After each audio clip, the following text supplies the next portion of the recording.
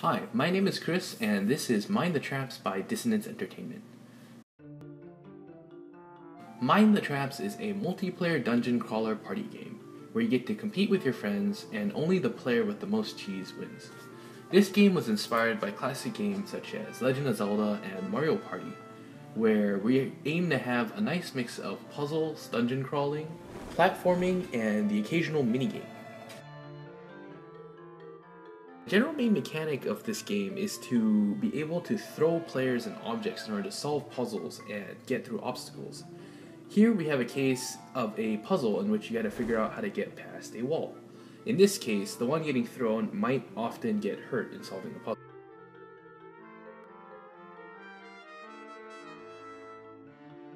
Each dungeon is randomly generated with handcrafted chunks, where every playthrough will get to be different.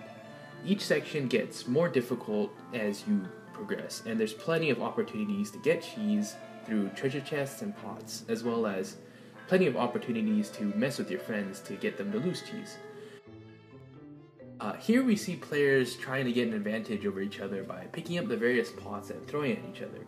Obviously they're not too great at it because none of them have hit each other, but if you do manage to hit them, they lose a cheese and you get a cheese.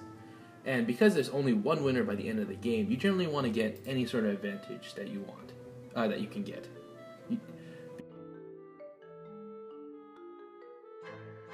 So here we are nearing the end of this chunk of the dungeon, and here we have one last puzzle where players get to use what they learned so far in order to progress.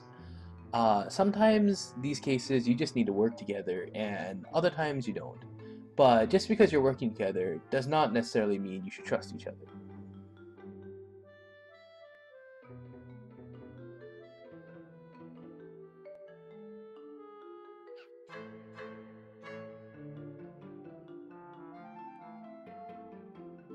Here our players have loaded up into a minigame. So, for every minigame, players get to donate cheese towards a pot that gets split amongst the winners at the end. This minigame is called Bombs Away, where the goal of the minigame is to not get blown off the map. However, because each playthrough is random, you might actually end up getting a different minigame on your second playthrough.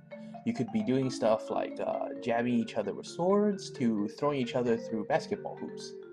Minigames are generally designed to be more lighthearted and aim to have a more versus environment where you get to directly face your friends and fight with cheese, rather than facing the environment. This has been our game Mind the Traps, and I hope you enjoyed it. You can find us at dissonant.com or with our Twitter handle @dissonant. Both are spelled DISSONENT. If you have any questions, please send us a message. Thank you.